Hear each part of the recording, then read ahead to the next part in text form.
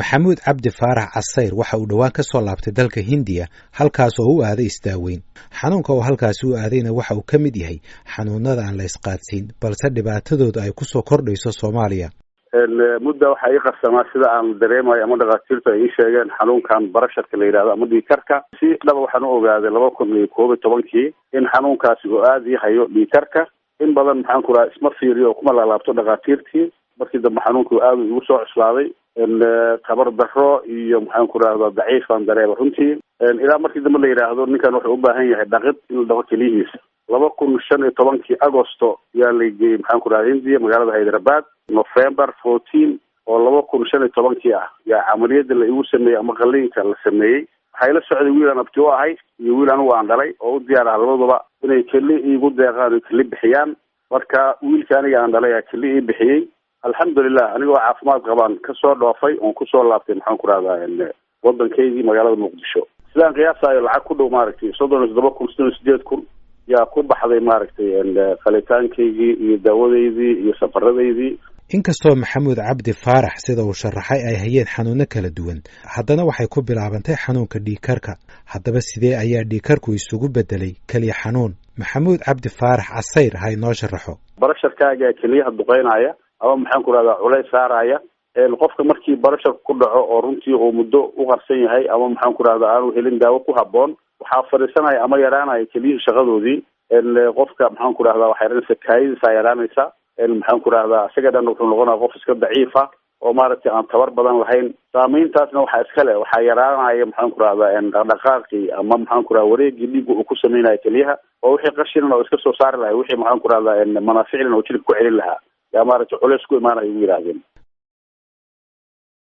Soomaaliya waxay ka mid tahay wadamada adeegyadooda caafimaad ay aad u liitaan dunida 60% dadka Soomaaliduna waxay u dhintaan cudurrada la isqaadsiyo ama la iska talaali karo sida ay sheegayaan hay'adaha caafimaadka cudurradaasina waxaa ka mid ah shubanka qaaxada iyo malaariyada waxa kale oo ka mid ah cudurrada la arko xilliga dhalmada iyo kuwa ka yimaada nafaqa darrada hase yeeshee waxaa iyaguna soo kordhaya geerida ay sababayaan cudurrada aan la isqaadsiinin cudurrada aan la isqaadsiinin waxaa ka mid ah wadna xanuunka kansarka macaanka dhiigkarka iyo xanuuno kale oo ka dhasha dhaawaca. Dr. Maxamed Maxamuud Fuje waxa uu ka mid yahay dhakhaatiirta Soomaaliyeed ee takhasuska ku leh daaweynta cudurrada. cudurrada faafino maxaa jira candhuuf la iskama qaadsiiyo hawada la iskama qaadsiiyo garmoodka laguma kala qaado cunto meel wada cunay gacno wasakhaysan laguma kala qaado biyaha aan nadiifka ahayn laguma kala qaado macnaha waa cudur aan jeermi inta qaado qofka kale u gudbino waa cudurro marka chronic ah chronic waxa weeye daba dheeraado cudurrada raaga ah oo kuwa kaleba faafaaba waa leeyihin sida HIV-ga AIDS oo kale iyo TB-da oo kale waa cudurro ay laftigooda chronic oo waqti dheer qaata laakiin kuwaan lagama raysto waa la noolaanaysaa ilaahay ama ku dilaan ama howlgabkaa dhigaan maxaa keenay waxaa keenay cuntada aan dheeli tirnayn ama cusbada ku badan tahay dufanka ku badan yahay sokorta ku badan tahay ayaa keenay waxaa keenay sigaar cabidda badan ayaa keenay maxaa keenay inaan exercise macnaha physical activity inaan jimicsigii iyo jirkii dhaqaaqi iyo orodkii iyo socodkii badnaa aan ka daynay noloshii waxa weeye waxaan la qabsanay baasadii iyo bariiskii dhaylo biyo sokor lagu sii daray ayaan inta soo gadanay oo soo cunay oo suuqa tagnay banjaad iyo sigaar iyo shaah sokor ku badan tahay aan soo qaadanay waa fariisanay maanta oo dhan baan u fadhinaa ma la dhaqaaqahay ma la soconayo bari subax baabuuraa la raacaya shaqadii aa la aadahaya maanta oo shaqadii waa la fadhiyay telefoon baa yaalla aqalka qolka kaa hooseeya hadday aragtid telefoon alaabtaa la ii keeno meesha aduu dhaqaaqi lahayd maxay kaloo keentay hadhow markii shaqada laga soo baxo maanta oo dhan shaqadii aa la fadhiyay markii laga soo baxo baabuuraa lasoo qaatay makhaayadii aa la tegey wixii ogeeda laga cunaya masala intii oo kale jaadii sigaara dhaqaasa nolosha rutiinka ah ee fadhiga ah oo lagu cayilay oo macmacaankaasi waxaasoo dhan imaanaya oo waxyaalaha keenay in cudurrada anaga hadda ay nagu bataan. goordha waxaan dhagaysanay dhibaatada caafimaad ee ku dhacday maxamuud cabdi faarax casayr oo isku soo daweeyey dalka Hindiya waxaa kale oo uu sheegay casayr in cudurkiisa la ogaaday goor dambe oo halistiisu badatay. Dr. Maxamed Maxamuud Cali Fujay ayaan hordhigay in daaweynta cudurradaasi ay waddanka taallo inkastoo dad badan oo awoodda dhaqaale ay u saamaxday ay dibadda u cararayaan siiba dalka Hindiya. daaweyntoodu waa sidee halkay dadku isku daweeyaan? daaweyntoodu waa taallaa daawooyinkaas Soomaalidu ay isticmaasho oo adduunka laga keeno ayaa la isticmaala. dawadooyinkoodu waa yaalaan, waa la daweyn karaa. laakiin waxaad ogaanaysaa cuduradaani marka ay soo baxaan iyo marka la ogaado, waa marka ay soo baxaan waa goor dambe wey, oo dhibaatooyin gobolkood ay leeyihiin. qofaa masalba ku imaanaya, faraa madoobaatay, waxba ka dareemi maayo. markaasaa la ogaanaya qofki inuu sokor qabo. war sokor baa qabtaa, maya ani weliga sokor layguma sheegin. laakiin complicationkii eelkii ay reebtay ayaa kuu muuqda. kansarkii gelahaya sambabka mar alle markii la ogaado waa daah, wax kaqabashadiisu waa yarta. ya stroga qofka markuu ku dhaco madaxii iyo oogada ay dhacdo, madaxa dhiig uga furmo, because wuxuu qabay dhiig karu qabay, uusan muddaba iska ogeyn ka warqabin, ama inkirahayuu leeyahay anigu ma qabo. markaasaa la ogaaday, markaasna waxa weye gacantii lugtay waa dhacay, maskaxdii dhiigyaa ku furtay. horta waxyaalahooda waa kuwaas. had iyo jeer anaga waxaa ku talilaha daaweynta waxaa ka muhiimsan oo ka faa'iido badan ka hortagga. waxaan waraystay nin qabay dhiigkar, markii dambena lagu yidhi dhiigkarkii iyo culayskii jidhkaaga iyo madaxaaga wuxuu saameeyey keliyaha, keli laga soo bixiyey. bar xiriirka ka dhexeeya dhiigkarka iyo keliya xanuunka ama ka dhaxayn kara cuduradan hadda aad sheegtay la isqaadsiinin, ii sharax. sideedaba oogadu waa mid keliya. haddii dhinac ku xanuuno dhinaca kale waa ku xanuunaya. haddaan ka hadlo dhiigkarka iyo sokorta, haddaan ka hadlo waxay leeyihin waxa la yidhahdo target organs. meelaha ay aada iyo aad ay dhibaatadooda ugu jihaysan tahay. qofka dhiigkarka qaba dhibaatadiis waxay ku jihaysan tahay wadnaha, keliyaha, xididada dhiigga qaada, maskaxda, indhaha, waxaasay ku jihaysan tahay. sokorta midka qaba oo kaadi macaanka qaba, asna dhibaatadiis waxay ku jihaysan tahay neerfayaalka, neerfayaalka, xididada dhiigga qaada, keliyaha, waa ku jihaysan tahay. haddii marka labadooda ay isla qabtid, sokorna isla qabtid, dhiigkarna isla qabtid, dhibaatada intaas waa kasii badan tahay. haddaad dadka sokorta qaba masalanba waxay ugu daran oo ay u dhintaan ugu badan waa wadna xanuun, wadnaha istaaga, cardiovascular diseases ayay u dhintaan waxa ugu badan. dadka dhiigkarka qaba waxaa ku xiga kaas keliyihii oo fariisa. dadka sokorta qaba keliyihii oo fariisa, dadka dialysis ku jira oo dhan iyagan waa hypertension oo dhiigkarkaasa ku dhacay, ama sokoray qabaan, ama cuduro kale oo lamid ahay qabaan oo atherosclerosiska iyo waxaas ka yimid. haddaa keliyo ayagu aysa toos keligood u jiran oo dhibaato aysa ku dhacay. dadka stroga ku dhacay ama hypertension ay qabaan, dhiigkaray qabaan, ama waxay qabaan iisheeg sokoray qabaan, waa wax saasa wey. marka waaba isku xiran yihiin. keliya xanuunka iyo cuduradan aan sheegayno waaba isku xiran yihiinba.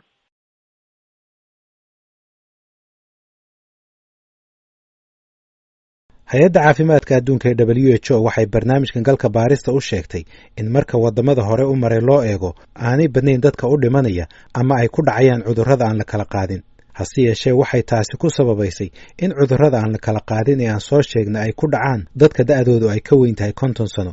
sidaasi darteedna maadaama Soomaaliya qofku uu noolaado celcelis ahaan 55 sano ay dadku dhintaan ka hor inta aanay ku dhicin cudurrada aan la isqaadsiinin. WHO waxa u sheegtay galka baarista inay sii kordhayaan wadna xanuunka iyo macaanka iyo weliba dhiigkarka. WHO waxay kaloo u sheegtay galka baarista in cudurradan la isqaadsiin ay xilligan mas'uul ka yihiin dhimashada 32% guud ahaan Soomaaliya. xanuunka wadnaha oo 1990kii ku jiray kaalinta 6aad cudurrada dadka dila waxa uu haatan soo galay kaalinta 3aad sida ay sheegtay WHO. waxaana cudurka wadna xanuunka keligiis u dhinta 12.4% guud ahaan Soomaaliya. waxaana ka horeeya oo keliya cudurrada saableyda sida TB-da iyo cudurrada kale ee faafa sida shubanka iyo kuwa ka dhasha nafaqadarrada iyo tallaal la'aanta. Dr. Maxamed Maxamuud Cali Fujay ayaan weydiiyey inay jirto tirakoob cilmiyeysan oo laga hayo cudurradan aan faafin. qiyaas ay WHO ay samaysay maahane weli cilmi baaris run ah oo national level ah, macnaha heer qarana weli lama samayn. laakiin WHO waxay sheegtay sidanba Soomaalida maantii 5 garaamo oo cusbaa inay cunaan. waxay sheegeen dadka dhiigkarka qaba 18 jirka ka badan 26% inay yihiin. waxay sheegeen in dadka sokorta qaba ee 18 jirka ka weyn 5% inay yihiin. marka waa iska estimation. dadka cayilan ee 18 ka weyn 7% inay yihiin iska wadacays. laakiin haddii loo fiirsho ragga iyo dumarka, in dumarku 10% yahay oo uu ka badan yahay. Dr. Cusmaan Maxamuud Dufle waxa uu si gaar ah uga hadlayaa dhimashada ka imanaysa xanuunka wadnaha iyo gaar ahaan waxyaabaha sababay inuu cudurkaasi haatan kor u kaco. ha noqoto midda congenitalka oo carruurta ilmaha ku dhalanaya wadna xanuunka oo soo batay, waa midda ugu horeysa markii loo kaco hadda xagga congenitalka ama yani ku imaanaya dhankaas. iyo midka kale yani dabcan loo nisbeeyo yani xagga heart attack ama wadnaha istaaga ama qofka stroke ku dhaca, oo runta iyagana yani runta waxyaabaha soo kordhay aada iyo aada usoo batay ay kamid tahay, taasoo dabcan loo nisbeyn karaayo sigaarkii oo aada yani cabistiisa runtii u badatay, shiishadii oo ku baahday oo noqotay outbreak, yani dadkii dad yar iyo weyn, haween iyo ragba, dhalinyaro iyo muxuahayta waayeel iyo ilmaha taa oo aada loo isticmaalayo raashin wanaagsan ama raashin caafimaad qaba usan ahayn, balse raashin subag badan ama yani cadiin badan ama raashin guud ahaan baa dhici karta raashinkii inuu dhacay, inuu noqdo mid dhacay sidii waa dhexdaas sagaashameeyada la arki jiro raashin dhacay la keeni jiro la arki jirnay. cudurrada kale ee kusoo badanaya Soomaaliya waxaa ka mid ah kansarka. Cusmaan Maxamuud Dufle ayaa mar kale ka hadlaya sababaha loo nisbeyn karo cudurkan kansarka.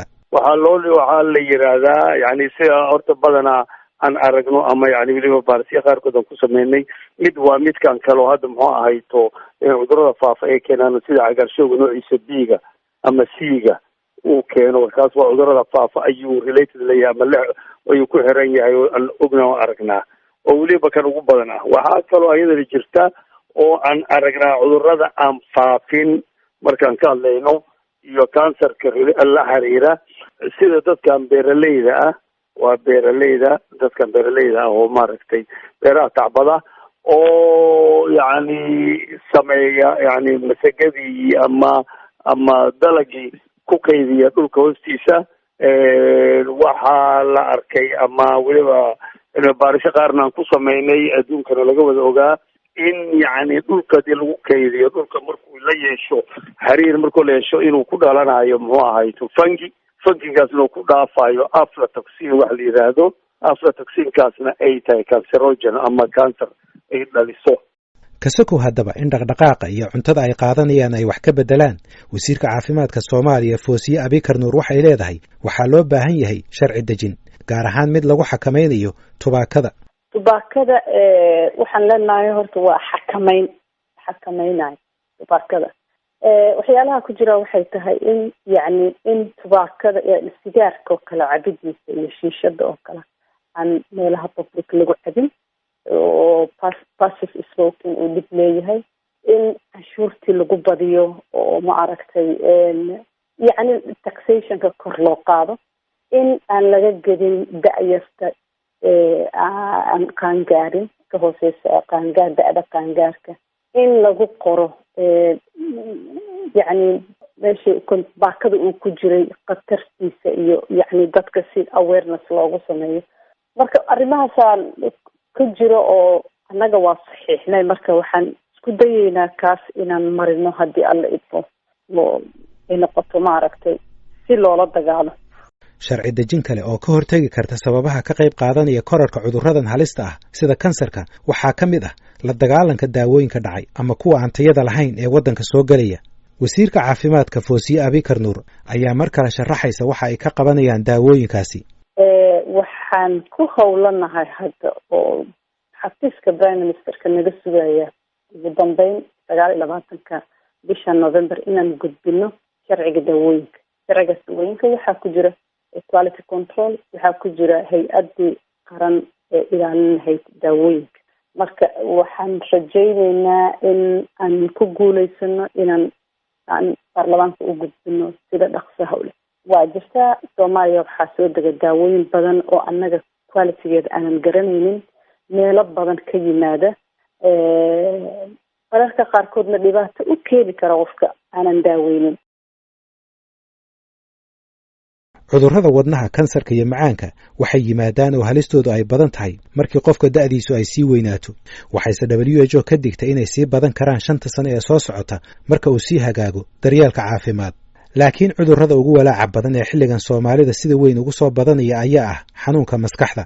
hay-adda caafimaadka adduunka WHO waxay galka baarista u sheegtay in 3 qof ee Soomaali ahba mid kamid ah uu qabo nooc kamid ah xanuunada maskaxda. tirakoobtaasina waa mid kamid ah tan ugu badan dunida oo dhan. Humayun Rizwan oo ka mid ah madaxda barnaamijyada xafiiska Soomaaliya ee WHO ayaa sharaxaya sababaha uu xanuunka maskaxda ugu soo badanayo Soomaaliya xilligan. The mental health problem in Somalia is mental health situation actually. It's one of the worst in the world. In normal countries, the burden of mental health problem is usually 10% of the population. Dhibaatada caafimaadka maskaxda ee Soomaaliya waa mid ka mid ah tan ugu xun dunida. Wadamada caadiga ah, culayska xanuunka maskaxda waa 10% guud ahaan dadweynaha. Wadamada ay colaaduhu ka jiraan caadiyan waa 20%, laakiin Soomaaliya waxay ka badan tahay 30%. Waxyaabaha sababayana waa ay badan yihiin.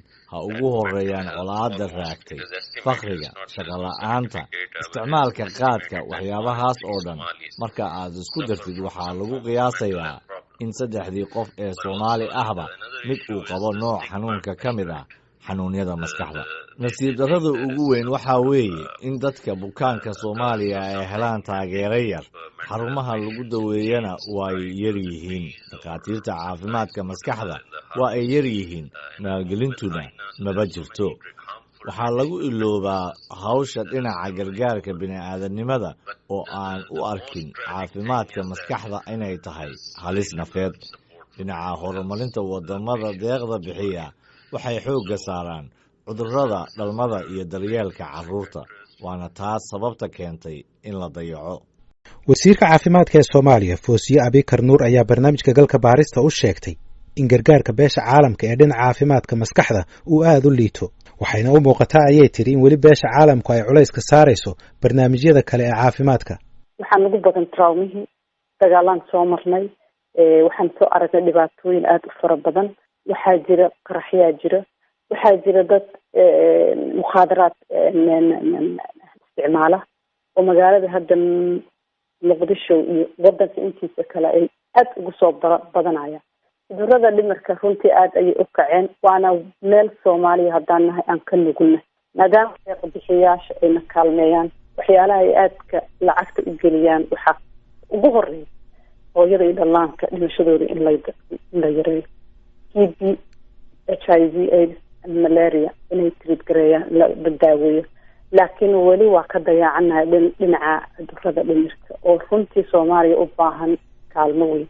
Dr. Cusmaan Maxamuud Dufle waxa uu ka digay in xaaladda dhimasho ee cudurradan ka dhalanaysa ay si weyn kor ugu kacdo 10 sano ee soo socota haddii aan isbeddel weyn ka dhicin bulshada dhexdeeda. runtii 10 sano haddii saan ku socoto waxaa dhacaya dhibaato weyn oo dhimashada cudurradan aan faafin oo weliba hadda dhimashadooda aad u sarreyso la mid tahay tii kale haddii aysan ka sarreynin. waxaa weeye waxay noqonaysaa khatar aad iyo aad u weyn ayaa bulshada Soomaaliyeed runtii ayaa soo fol leh. maxaa yeelay bacdama adeegii caafimaadkana goobo badan oo banaanaha ah ama fogfog uu burbursan yahay, gaaritaankoodana qaarkood dhibaatada jirto, amni darrada jirto aysan u saamaxaynin, xaggii dhaqankii iyo wacyigelintiina meelo badan aysan gaaraynin. waxaa khatarta weyn ay tahay 10 sano in arrinta intaa kasii kororto, dhimasho badanna ay sababto. Dowladda Soomaaliya ayaa sanadihii ugu dambeeyay kordhinaysay miisaaniyadda la siinayo wasaaradda caafimaadka. Sanadkii 2017 miisaaniyaddu waxay ahayd lacag wax yar ka badan $600,000. Sanadkanna waxay ahayd $4.3 milyan. Sanadka soo socdana waxaa miisaaniyadda wasaaradda caafimaadka laga dhigay $5.3 milyan. Inkastoo ay miisaaniyaddani aad u yar tahay marka loo eego wadamada kale, haddana waxaa la rajaynayaa inay wax ka tarto cudurrada curyaaminaya mujtamaca Soomaaliyeed.